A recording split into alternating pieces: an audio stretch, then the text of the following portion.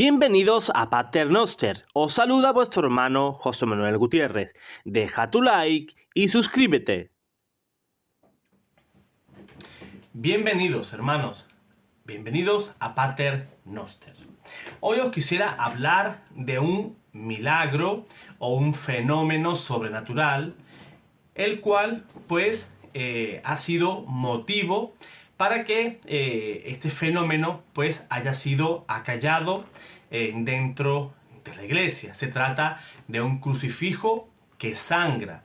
El obispo de aquel momento declaró ese hecho probado como un fenómeno sobrenatural, pero que el Santo Oficio en aquel momento quiso tenerlo al margen, ¿verdad? No lo quiso observar demasiado.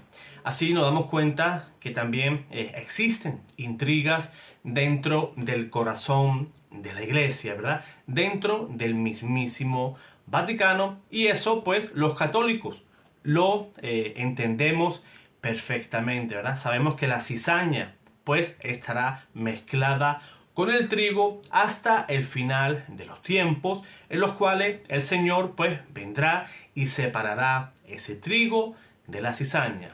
Pero esto no habla para nada mal del Vaticano ni de la iglesia, sino por el contrario, habla bien. ¿Por qué? Porque es el maligno, es el demonio el que está constantemente creando conflictos en la iglesia, en el corazón de la iglesia, en un lugar santo. Ese es el trabajo de Satanás. Él sabe que Dios hace su obra allí, y es una demostración de que el poder de Dios puede servirse de la iglesia fuertemente atacada desde su interior. El Señor puede aprovechar eso para sacar también fruto, ¿verdad? Y para derrotar al maligno y santificar su obra, que es la iglesia, el cuerpo místico de Dios. Aquí vamos a hablar sobre el caso de un crucifijo que sangró en varias oportunidades en la habitación de una mística y que fue aprobado como manifestación sobrenatural por parte del obispo. Pero sin embargo, luego ese mismo crucifijo fue secuestrado, digámoslo así, por el Santo Oficio, y además el convento fue obligado a quemar todo lo referente a la manifestación de ese crucifijo. Nunca más se supo la posición final del dicasterio, y aunque no se sabe exactamente su paradero, se ha sabido después, se ha filtrado de que ese crucifijo seguía sangrando en el interior del Vaticano, ¿verdad? También un gran error, ¿verdad? Es que a veces cometemos las personas mal catequizadas en idealizar todo lo que sucede dentro del Vaticano como si todo fuera una bondad mágica, ¿verdad? Digámoslo así, que todo es flower power, ¿verdad? Todo es amor, todo... No. En el corazón de la iglesia existen, igual que existen en el mundo espiritual, ángeles y demonios. De la misma manera existen personas que van de parte de Dios y personas que van de parte del enemigo, ¿verdad? A veces en la iglesia subsiste esa lucha también interna, y que a su vez la mayoría de las obras que hace la iglesia son buenas y muestra de manera clara la mano de Dios que siempre santifica su iglesia. Vamos a entrar de lleno, ¿verdad?, sobre este hecho sobrenatural. Esto sucedió con un crucifijo que sangró en Asti. Asti es una localidad de Italia y que fue aprobado canónicamente como un hecho sobrenatural por el obispo, luego de una larga investigación diocesana, ¿verdad? Se siguieron todos los pasos pertinentes para comprobar si era un hecho sobrenatural o era algún hecho realizado por la mano del hombre. Y que sin embargo, luego más tarde intervino lo que en aquel momento pues se llamaba el Santo Oficio. Hoy se llama Congregación para la Doctrina de la Fe, que secuestró el crucifijo y hasta el día de hoy, unos 90 años después, no se conoce ningún tipo de opinión del dicasterio, ni tampoco sabemos dónde está precisamente ese crucifijo. Esta historia le sucedió a María Tartaglino, una mujer huérfana que había nacido en el año 1887 y fue acogida por una institución de las Oblatas llamada San José de Asti. Desde niña, pues, siempre demostró tener una grandísima devoción. Hizo el voto heroico a favor de las almas del purgatorio y desde ese momento muchas almas del purgatorio acudieron a ella para pedirle sufragios. Ella pues haría penitencia por ellas, oraciones y sacrificios voluntarios. También recibió los estigmas visibles de la pasión del Señor entre los años 1925 y el año 1930, pero luego se hicieron invisibles. Seguían en las palmas de la mano, pero ya no eran visibles, porque ella oró con bastante insistencia para que el Señor se los quitara. Entonces se le quitó esa evidencia externa de los estigmas, pero siguió con esos dolores que le producían hasta el último momento de su vida. Tenía también el corazón traspasado como una brasa por un ángel y se encontraba en ocasiones en bilocación con el Santo Padre Pío de Pietrelcina. Algunas veces se bilocaba ella, otras veces el Santo de Pietrelcina y a veces ambos. Una vez el Padre Pío dijo a los piamonteses que habían ido a San Giovanni Rotondo, ¿verdad? Le estaba preguntando, ¿por qué vienen a mí? Tienen a María Tartaglino, vayan a ella. Yo suscribo lo que les diga. Fíjense, esa unión de dos santos, ¿verdad?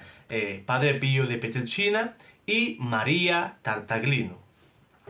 La vida de María Tartaglino permaneció oculta en el convento hasta el año 1933, cuando en su cuarto, pues un crucifijo que tenía en su reclinatorio y frente al cual pues pasaba muchísimas horas en oración, y entonces comenzó a gotear sangre.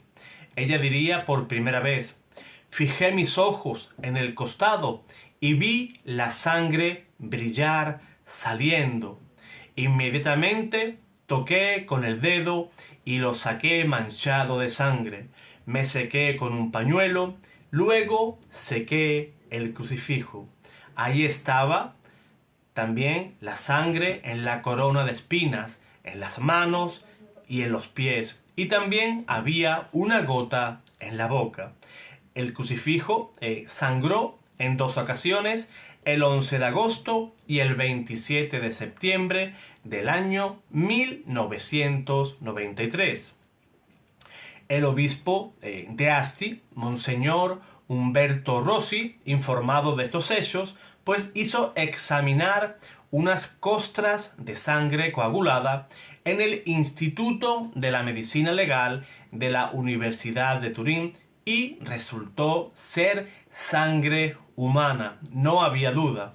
El crucifijo fue objeto de diferentes radiografías realizadas por dos especialistas, quien no encontraron ningún tipo de anomalía, ni ningún tipo de artefacto, ni manipulaciones para simular el sangrado.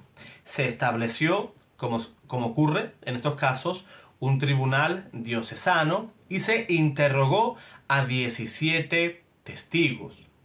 El juicio finalizó el 23 de febrero del año 1934 con un mensaje del obispo, quien declaró lo siguiente: La absoluta verdad de los hechos se prueba por los numerosos e incontrovertibles testimonios, recogidos bajo juramento y con la más escrupulosa atención, por dos juicios, uno realizado por el reverendo superior de los Oblatos, padre Martino, y el otro por nuestra curia arzobispal.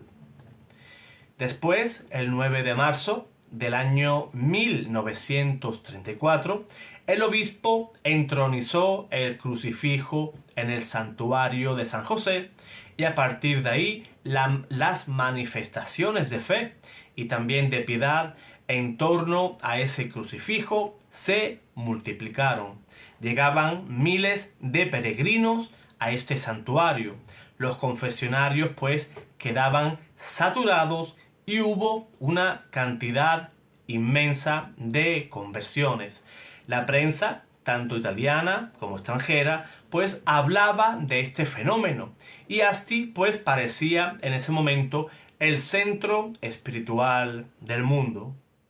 María Tartaglino se asustó por la fama que le dio el crucifijo y quiso desaparecer. Incluso pensó tener un poco de tranquilidad hospedándose en otra casa. Pero el 24 de abril del año 1934, el padre carmelita Lorenzo de San Basilio llegó como visitador apostólico al santuario de San José en Asti, enviado por el Santo Oficio. Dijo que el objetivo era cuidar personalmente del crucifijo. El padre Martino, superior de los Oblatos, lo acoge con respeto, pero lo disuade de retirar el crucifijo del santuario y le señala que aún no ha recibido copia de la sentencia dictada por el Tribunal Eclesiástico de Asti. Pero para el visitador apostólico, el proceso diocesano y la sentencia del obispo pues no interesaban. Y el 6 de mayo por la noche, el visitante retira el crucifijo del templo, estando presente toda la comunidad de oblatos, y es llevado a la curia episcopal.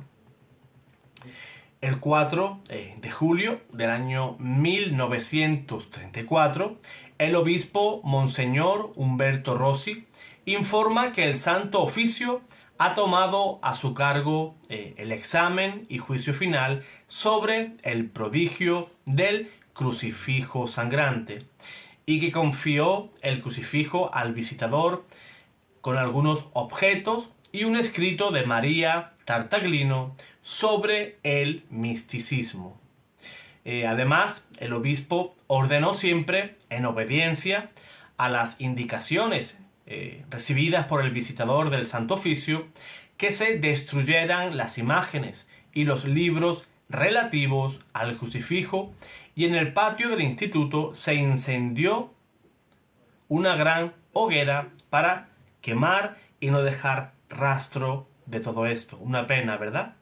Don Plácido Botti, confesor de María Tartaglino, y el padre Martino tuvieron prohibido ocuparse de la dirección espiritual de María y cualquier trato con ella. María Tartaglino fue acusada de ser una psicópata en pleno ataque de histeria y de haber inventado así el episodio del sangrado. Pero la acusación es negada por el certificado médico emitido por una comisión de profesores que la visitó el 19 de marzo, día de San José, del año 1934, declarándola completamente sana, normal y bien equilibrada. Y posteriormente se supo que el Santo Oficio se había enviado un certificado médico falso. María Tartaglino es víctima de injurias y calumnias e infamias en este periodo. Y lo mismo ocurre con los padres josefinos, a los que se les acusa de haber inventado la historia del sangrado para hacer frente a las dificultades económicas y así salvar el presupuesto de la congregación. María Tartaglino murió el 1 de septiembre del año 1944, primer viernes de mes en Asti, donde había vivido, a la edad de 57 años. Y hasta su muerte estuvo comprometida tratando de traer el crucifijo de vuelta a Asti, siendo consolada pues por amigos de fe y oración. Además, el Padre Pío también la consolaba, con quien siguió teniendo esas bilocaciones, ¿verdad? Nunca se supo del juicio del Santo Oficio, ni tampoco de la ubicación exacta de este crucifijo, pero se sabe que derramó sangre en varias ocasiones en Roma, testificado por algunas personas dignas de fe como don Luis Orione. En marzo del 2014, el crucifijo milagroso fue visto por algunos religiosos en exhibición en un gabinete ubicado en una sala del Vaticano, mientras pues siguen resonando las desgarradoras palabras de María Tartaglino y confirmadas por el Padre Pío de Pietrelcina: el crucifijo volverá y será un gran triunfo. Pues a veces, hermanos, este tipo de hechos, pues parece que la Iglesia lo trata con bastante recelo, y también vemos esa obra de Satanás dentro de la Iglesia. El humo de Satanás está dentro de la Iglesia, como lo advirtió Pablo VI en más de una ocasión. Esas manifestaciones probadas y que luego diferentes sacerdotes, incluso la antigua Inquisición, el Santo Oficio, pues quiso esconder, quiso hacer que ese fenómeno no saliera a la luz. Y fíjense los frutos. Las personas pues iban más a misa, iban y frecuentaban más el sacramento de la confesión, ¿verdad? Buenos frutos daba ese fenómeno místico, que además el obispo pues lo dio por válido, lo confirmó, ¿verdad? Su obispo, que era la autoridad que debía de encargarse de este asunto. Además, había 17 testigos. Ese crucifijo pasó por diferentes pruebas, ¿verdad? Como radiografías, para ver si había cualquier tipo de cosa por dentro, algún tubito, alguna cosa que hiciera simular que esa sangre saliera de ese crucifijo. Ninguna prueba de que eso fuera falso. El obispo afirmó que era auténtico. Pero a veces en la iglesia pues se persiguen este tipo de hechos, ¿verdad? Todo tipo de fenómenos milagrosos. Ya cuando parece que ese fenómeno milagroso va a estallar, pues es cuando la iglesia pues parece que ya trata de encargarse de estas cosas. Pero parece que la iglesia siempre tiene lo milagroso como una cosa tabú, pero son manifestaciones de Dios. Aunque es una revelación privada, todo lo que pueda hacer o todo lo que pueda enseñar María, ¿verdad? Tartaglino, pues siempre debemos de coger un poquito con pinzas, pero un hecho milagroso y además científicamente probado y también aprobado por el obispo de Asti, pues nos tenemos que rendir a la evidencia. Así que esperemos que un día sepamos más de ese crucifijo.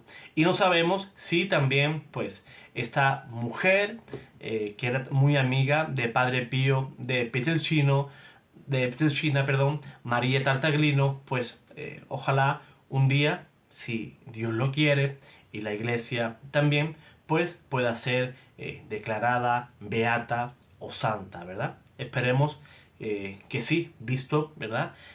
La piedad de esta mujer, que además fue víctima de injurias, calumnias e infamias por personas y cargos dentro de la iglesia.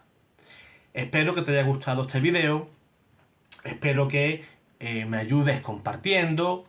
Déjame tu like, es gratis, no cuesta nada, solamente hacer clic en el dedito hacia arriba para que nos ayudes a evangelizar, ¿verdad? A llevar estos videos que pueden ser edificantes para los hermanos y que lleguen a más público aún. Así nos ayudas de esa manera tan sencilla, compartiendo y dando tu like. No hay que pagar nada, no hay que hacer absolutamente nada, solamente tener buena voluntad de dejar tu like y compartir. Dios te guarde, Dios te bendiga.